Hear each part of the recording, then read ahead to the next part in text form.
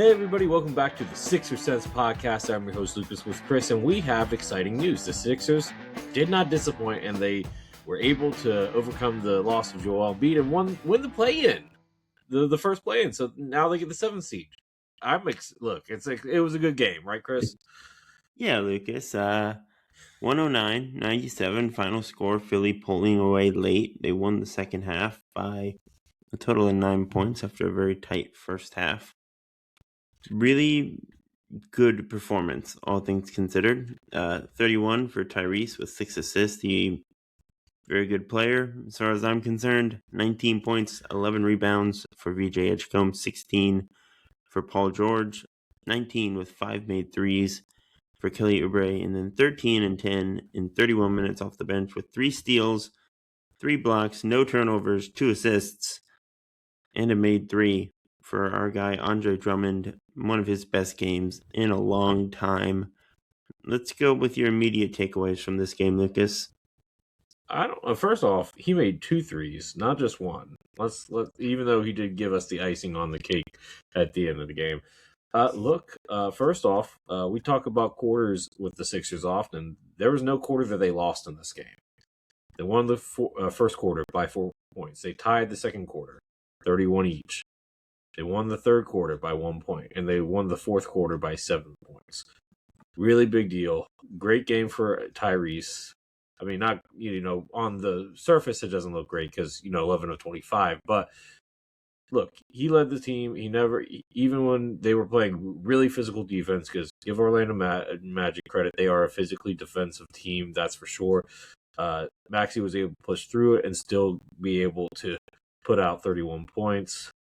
Not the ideal Paul George game, but like I said, they do play a pretty physical brand of defense, and you know what, Paul George did make some timely shots there in the third quarter, so I do want to note that. This is the Drummond game. This is why you brought Drummond in, because he's going to give you a game like this every once in a while, and that's what you need from a veteran, especially in the playoffs. Look, outside of Paul George, all the veteran players here, I think played pretty darn good in the roles that they had, save maybe Grimes and Paul George, right?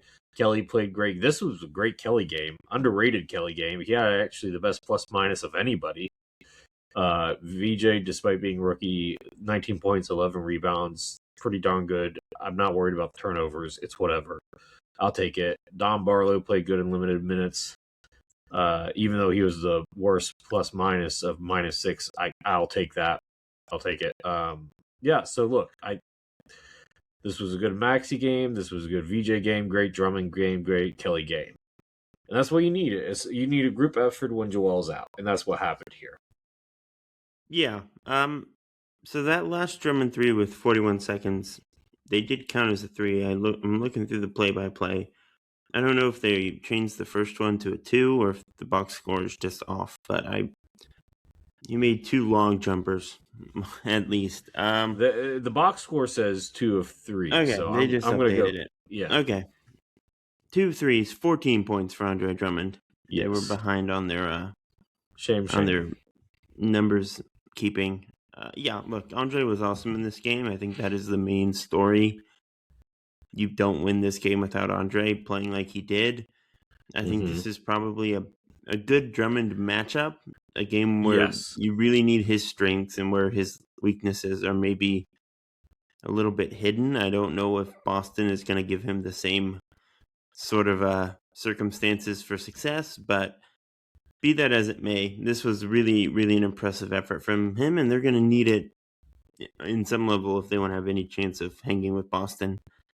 Tyrese, really good, not like super efficient from the field or anything, but made 3 threes. Jumper looked clean and effortless the way it did early in the year before the hand injury. He looked plenty confident, had some amazing drives. The floater looked good. I think this is a really encouraging performance for Tyrese. Like you said, Kelly, awesome in this game, 40 minutes. He's been playing really well all year when he's been healthy. He deserves major props. Bono was quite rough in his limited minutes. I don't know how much you can trust him. I think you got to start Drummond in this Celtics series. I think you have to.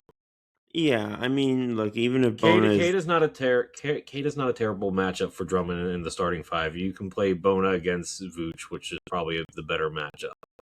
I think I think Boston is a better matchup in theory for Bona, or one where you're going to need his mobility a bit more. But I imagine this is going to be a Drummond series through and through, no matter what. At Yeah, this point, I think he's just yeah. the more reliable player. Mm-hmm. We'll see how that goes. Well, and we still got to talk about the Joel factor. Is he going to return for this series? Well, we don't know yet. Yeah, we don't know.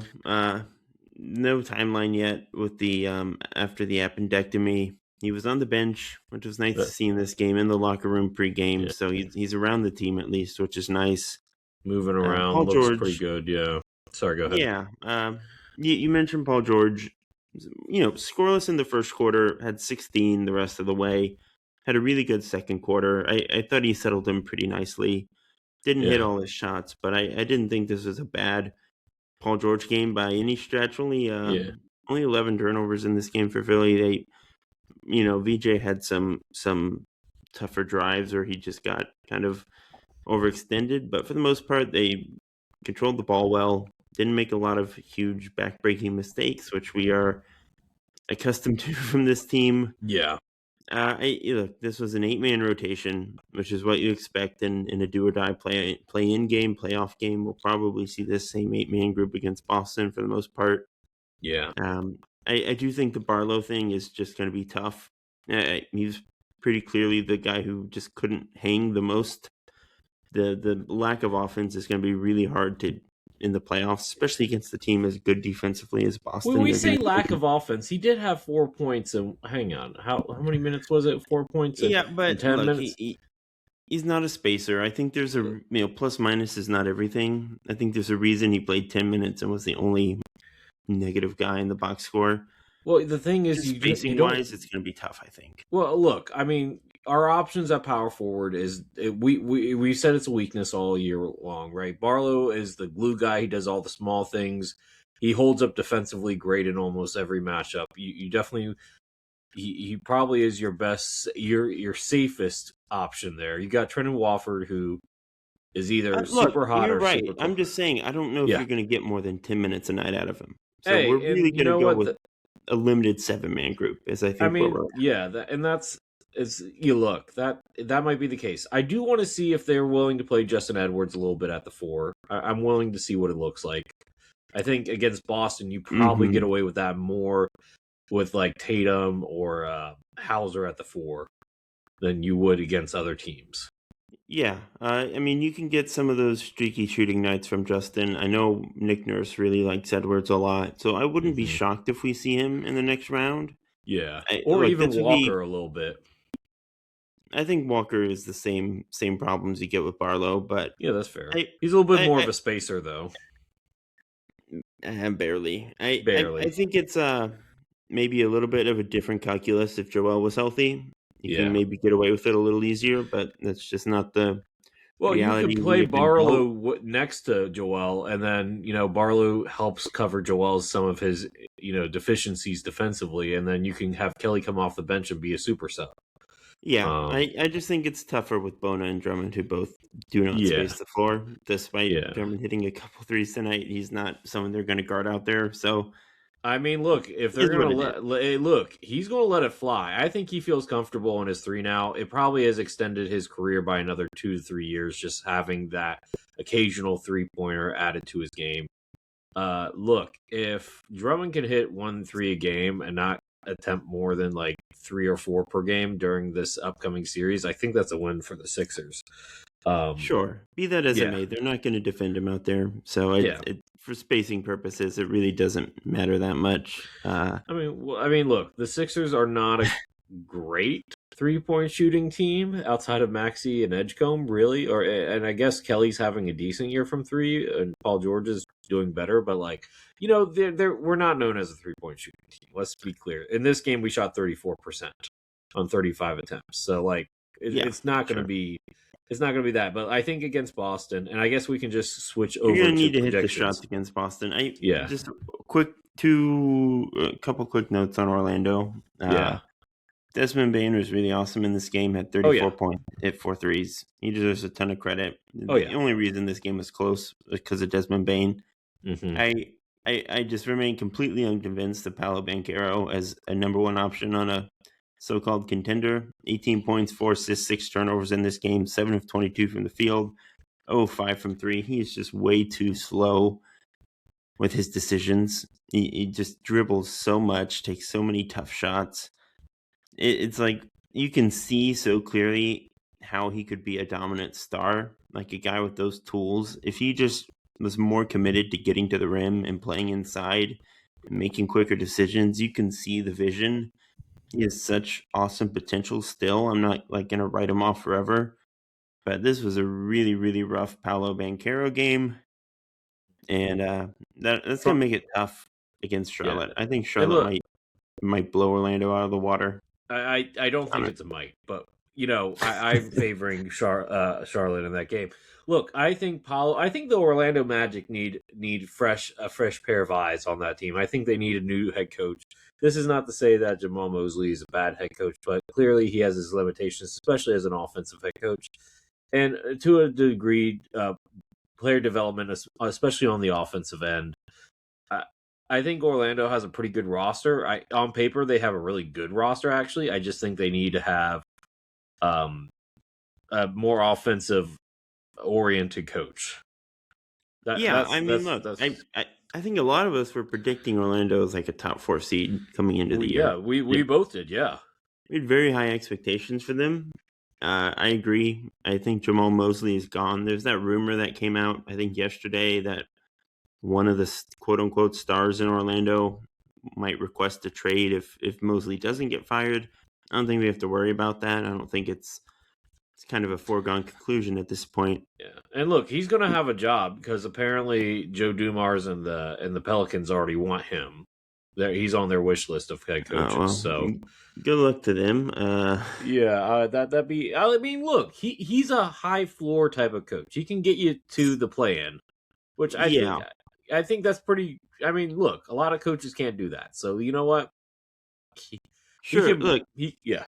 Yeah. Whoever is the coach next year, Paolo's going to have to make some strides. It's really on Paolo. Oh yeah. That being said, we can kind of talk about the Boston. Kind of look ahead a little bit here, Lucas, before we dive into our predictions. The Celtics obviously are the 2 seed this year. They have Tatum back. This is pretty much a full strength Celtics roster at this point. They are a very, very willing 3-point shooting team. They're going to get a lot of threes up. Oh yeah. That's going to be a problem or a challenge. Not that the Sixers can't get plenty of threes up. You have Tyrese, you have Oubre, you have Grimes, PG. These are pretty high volume shooters. VJ can get into a groove every now and then, but Sixers are going to have to defend the 3-point line. They're going to have to defend the interior when those guys get run off the 3-point line without Joel. It's going to put a lot of pressure on Bona and Drummond. How are you kind of feeling about this matchup going in? So let's take a look at a few things here with this matchup first. Okay, first off, they split the season series 2-2. Now let's take a deeper dive into it. The last game that we played was March 1st, right?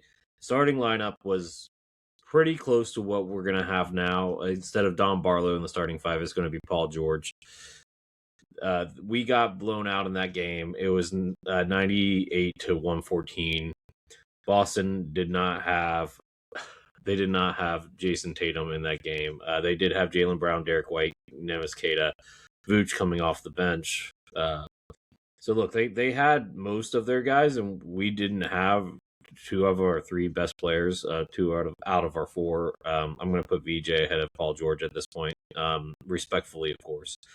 And then the rest of the series were, less than 2 possession games. Actually, let's see. Game 1, first game of the season. 117-116. We won that game. That was a really close game. Fun game.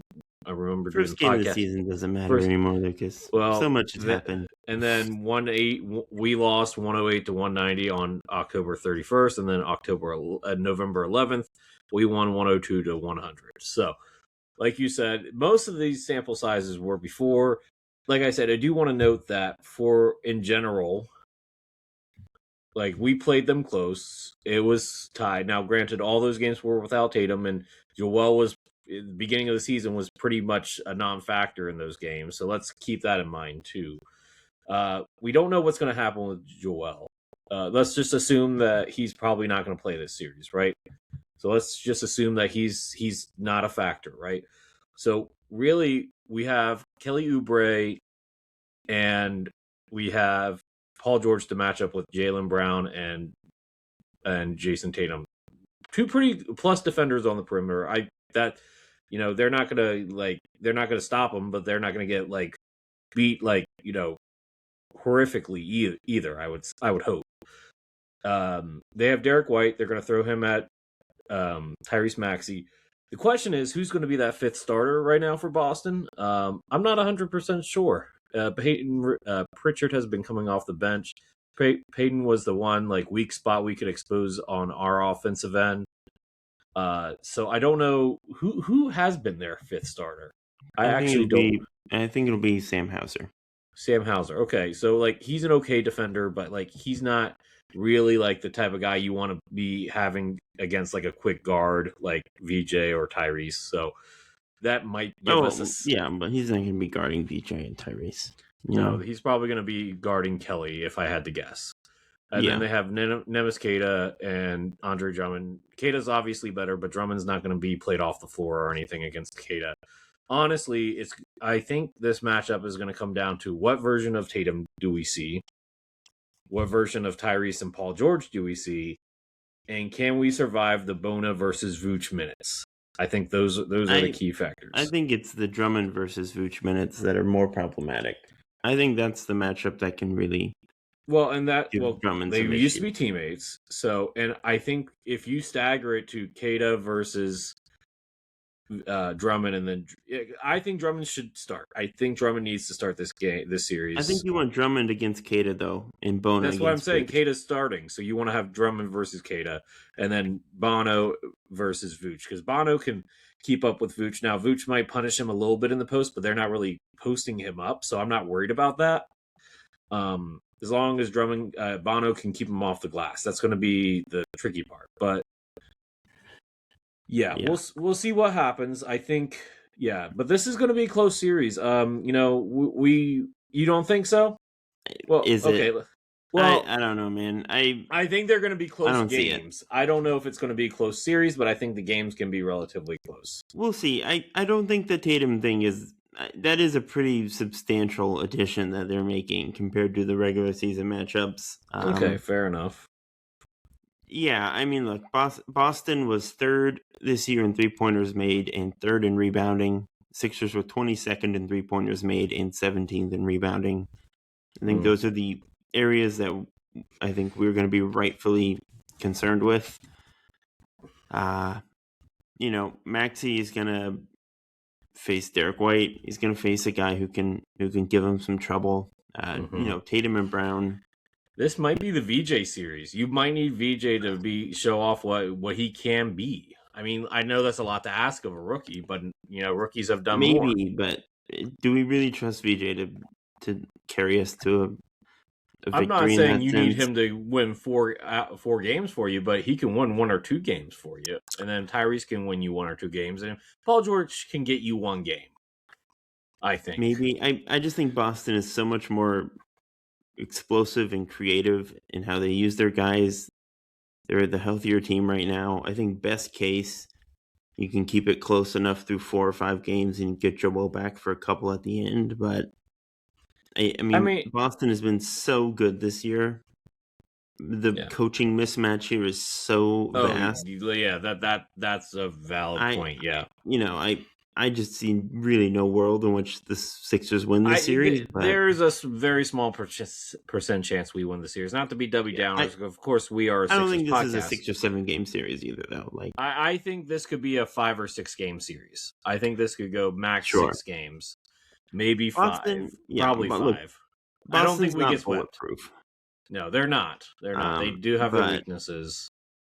Yeah, maybe we're just too intertwined with the history of these two teams, but it's really hard for me to see this going our way. But I would like If to we see win it. it, it has to Obviously, be a 7-game. Actually, no, we can't. I don't think we win in Boston. It has to be 6 games. And look, at the end of the day, the likelihood of us winning this series is probably less than 10%. I'm not trying to sugarcoat it, but there is a way. Like you said, they're not bulletproof. And so and that's the other thing. The Peyton Pritchard bench minutes are going to kill us too. He has been a dynamo coming off the bench scoring for them, so that could be a problem too. So let's keep that in mind as well. Yeah, it's a tough matchup against a team that we don't have the greatest history against, but not impossible. I don't think this is a sweep. I do not think this is a sweep. Sure, I think that's fair. I think Philly can get a game or two. It's not out of the question. Do you want to make some predictions here, Lucas? Yes, absolutely. Let's make it a little bit more fun. All right, let's just start at the top with the East and go through things. Obviously, we don't know the 8 seeds yet, but assuming we aren't going to be picking any of the 8 seeds unless you have a really strong. I mean, we both feel like the Hornets are going to end up beating the Magic. Yeah, let's start with Pistons versus the Magic or the Hornets. Do you think there's a world in which Charlotte can pull off the upset here? That's a tough question. I didn't really get to see what Cade looked like after he came back from the injury. I will say that if there was going to be a 1-8 upset this playoffs, it will be the Hornets and the Pistons. It won't be the Thunder. That's just not happening. The Pistons are not. We've said this before. Everybody in the East could be had depending on the matchup, right? The Hornets are one of the hottest teams since January. Look, they could beat anybody on any given night. That was a great series game that they had against Miami. The LaMelo thing aside, I'm not going to touch that. That's not worth my time touching that. Look, I think that if Detroit does not bring their A game, there is a chance where they could get upset. That being said, you know what? I'm going to make it spicy. I'm going to pick Hornets in 7. All right. Detroit beat Charlotte by 18 5 days ago. Worth noting. Yeah, I love the Hornets. That's definitely the most feasible 8-1 upset, and I don't think Detroit is necessarily super well built for the playoffs. And Cade is working his way back from an injury. That's all true. Mm-hmm. I think Detroit has been too good this year to bet against, so I would say Detroit in. And look, 6. that's fair. My other counterpoint if it's Orlando, Detroit in 4. Oh yeah. Orlando's getting blown out now. So you said Charlotte, Detroit, and how many games? I'll do Detroit in 6. I'll be nice to the Hornets, but I do want to say that JB Bickerstaff is not really known for his playoff success either. Let's keep that in mind as well. That's true. I think that's more of a second round concern, but time will tell. Yeah, that's fair. Cavs Raptors in the 4-5 matchup, Lucas. Who you got? I got Cavs Raptors. The thing is the Raptors actually play the Cavs pretty darn well. I'll take the Cavs, but I would not be surprised if the Raptors can pull an upset here.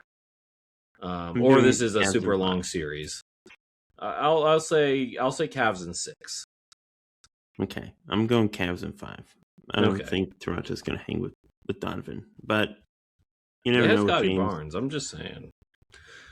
Much respect, Donovan Mitchell. Cavs in 5. Knicks and Hawks, which I think is a very fun one. That's actually gonna. I'm kind of wanting to watch that series a little bit. Ooh, that's a tough one. Actually, no, it's not. It's the Cavs. I mean, not the Cavs. Sorry, wrong series. It's the Knicks. Oh, what? Do you have an upset alert here? No. I mean, okay. I wasn't sure. You gave me an eyebrow raise. I wasn't sure if you were. I don't know if it's an easy pick. Hawks have been the best team in the league practically last couple months. Okay, let's talk about. Let's talk it out. They have a really good. Okay, so CJ is like the weak point, right? Defensively, I mean, the question is like, can they exploit Cat and Jalen Brunson enough?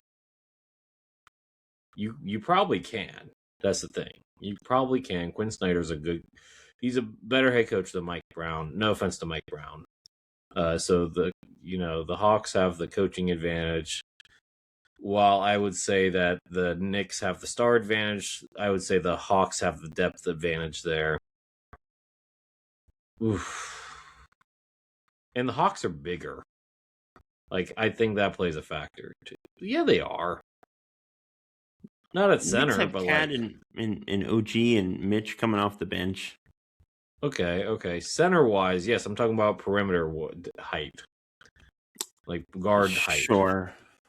And look, I mean, Nickeil CJ is like 2 inches taller than Brunson. But like, can we talk about Nickeil Alexander-Walker, because he's been playing like a madman the last couple weeks too, and if he like steps it up during the playoffs, like, whew. Hawks are 16-5 since March.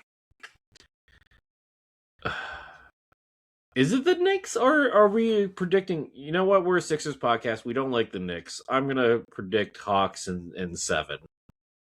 Let chaos reign. I'm gonna say in New Knicks York. in 7, but I do think the Hawks can pull it off. Yeah, let chaos reign in New York. Absolutely. Okay, Sixers Celtics. What's your official prediction? I will say, regardless of who wins, it's going to happen in 6 games.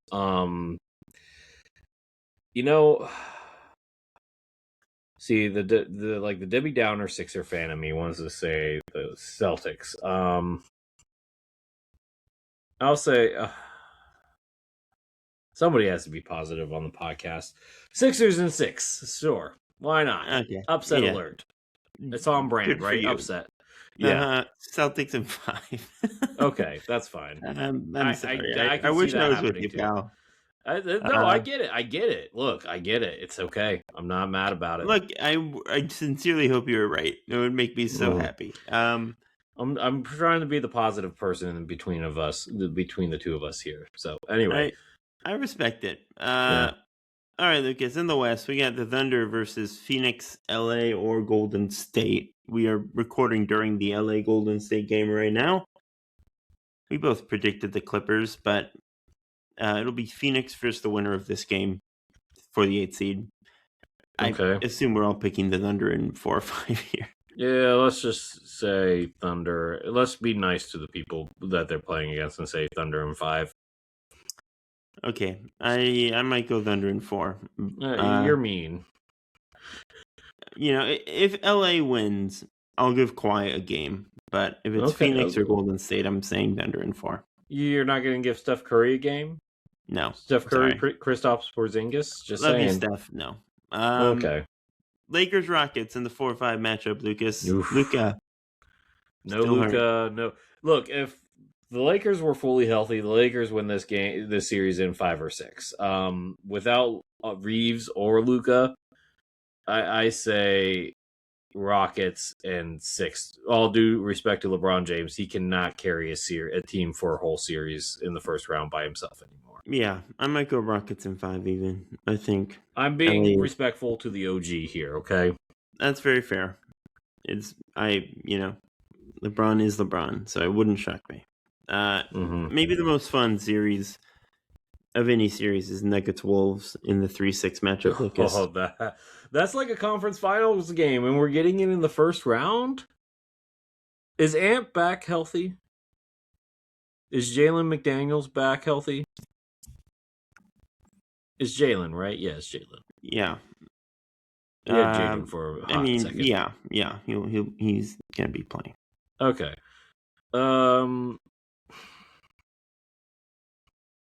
Look, that double big lineup. I know Randall's a little bit smaller, but Randall's still a big power forward. I say Nuggets in 7. And I like the Timberwolves more, but I'm going to say Nuggets in 7. Yeah, I'm going to agree with you. taking Jokic It's going to in go game down. 7. But I think, All right. yeah, look, Edwards just hasn't had the runway that he has to get himself ready for the playoffs like I would like. And they didn't have the momentum that they've had the past 2 years going into it. So, yeah, no. Yeah, I think Denver is definitely a little bit vulnerable, but they have been playing better of late, and it is Jokic at the end of the day. So I'll do Nuggets in 7, but Ant is going to have his time and his moment at some point. That would bring us to the 2-7 matchup, Lucas. Spurs Blazers. Denny obviously had a big game to get Portland the 7. Very proud of him. Very proud of him. It's still going to be Spurs in 4. It's Spurs in 4. Yeah, I'll give Portland a game and do Spurs in 5. Look, like Spurs. I'll be whatever nice. Portland does is Spurs do it better. I agree. I don't know I'm gonna give them a game. That's all I'm giving. Well, that's pretty nice of you. Thank you. Someone's gonna be the nice guy, you know. Yeah, somebody does, right? All right, you want to keep going? You want to go to the next? Did you write down our predictions? Why not? Well, I mean, we can keep this in our head, Lucas. You had Hornets versus Cavs. Mm-hmm. In the second round. Who you got? I think I got the Cavs in 6. Okay. I have Pistons Cavs, and I'm going to do Cavs in 7. Okay. Knicks versus Celtics. Did you pick the Hawks? You picked Hawks Sixers. Yeah, I did. Hawks Sixers. You got another Hawks Sixers. Another we get swept in 4 against the Hawks. The Hawks are kryptonite. So we're going to beat the Celtics and get swept by the Hawks. Yep, that's your prediction. Yep, okay. That's my prediction. Yep. I had Celtics Knicks. I'll take the Celtics in 6. That's fair. All right, Thunder Rockets. OKC in 4 for me. I don't. Well, no, I'll give Houston 1. I'll say OKC in 5. Yeah, KD's going to get them 1, and he's going to do it on his home court too. That's fair. Not his home court. Sorry, the Thunder home court. That's a fair. It'd be poetic for him. It would. Yeah. The Nuggets Spurs, Lucas, for both of us. That's a tough one. That is a really tough one. That might be the real conference. Well, no, not really. Gosh, that's a tough one. Nuggets Spurs. I'll go. I hate this choice. Why do I hate this choice so much?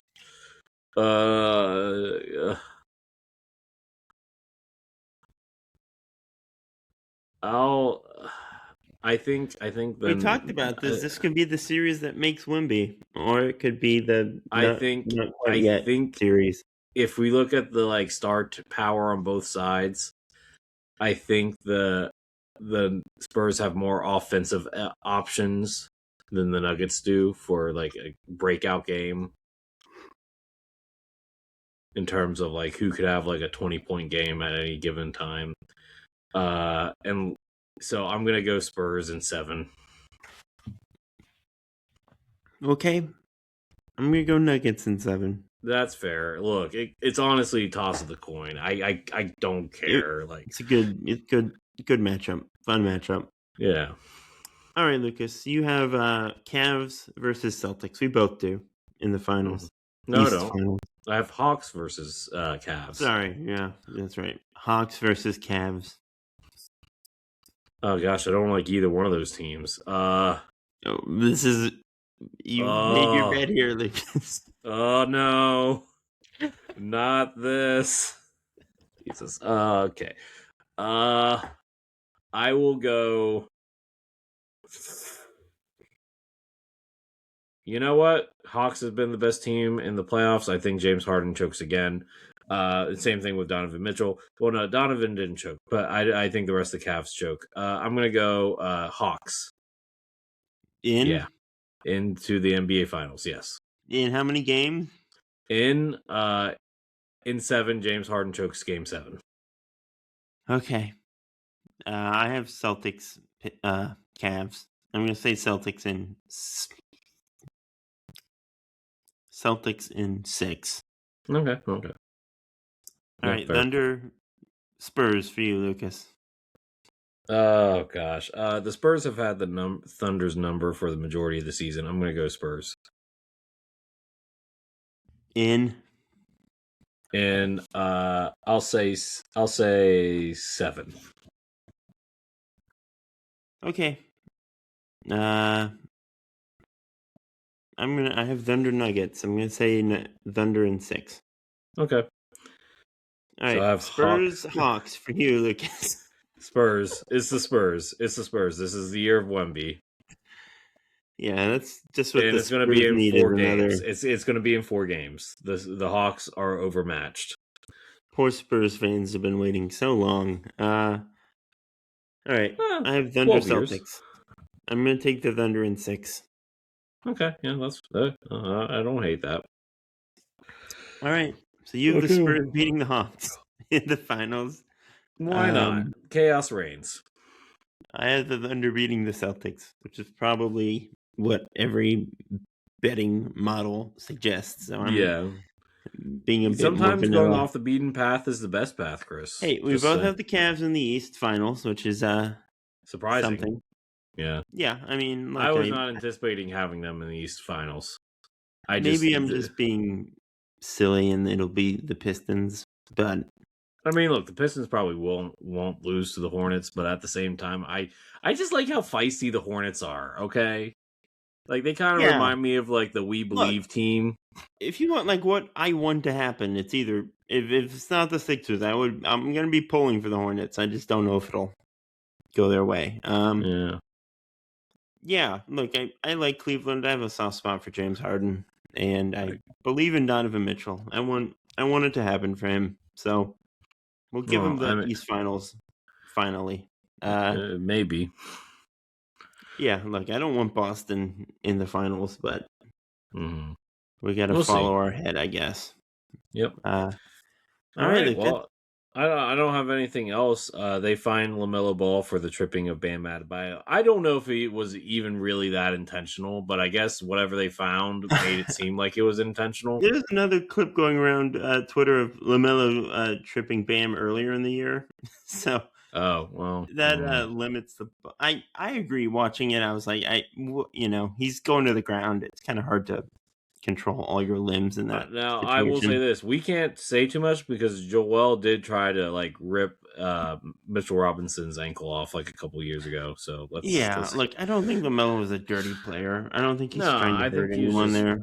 I think if anything, he was trying to commit a foul to stop play, but it is what it is. It was an unfortunate thing.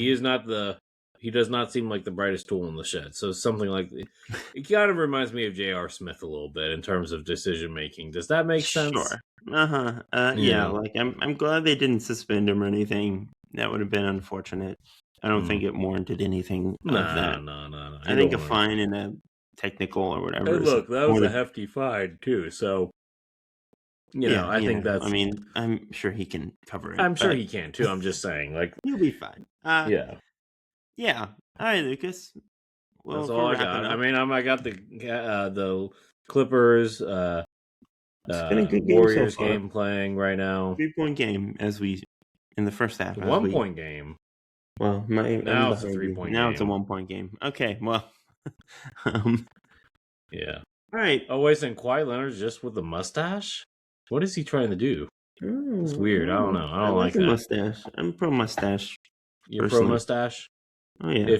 If you only had a mustache. Oh, maybe sometime soon. I don't know. I've last time I did just a mustache was I dressed up as Gomez Adams for Halloween. Don't think I'm doing that again. I don't know. I think it's a good look. Maybe we should both do it. Just what? If the Sixers get if the Sixers get to the conference finals, we will go mustache. You don't think it would give them some good luck in the first round? No. Okay, fair.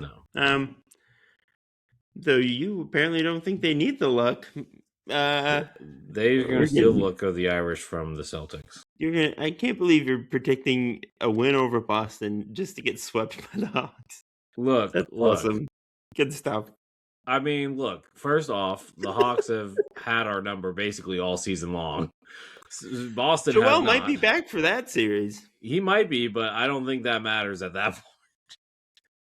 point. I don't know if you beat Boston without him. I think the vibes would be pretty high, but We'll see. We will definitely see. I mean, look, I think real. So let's see. There's how many days between each game? Like 3 to 4 days, right? Or 3 days every other 3 days, right? I think game 1 is going to be Sunday, right? So Sunday. So that's like 2 weeks out from surgery.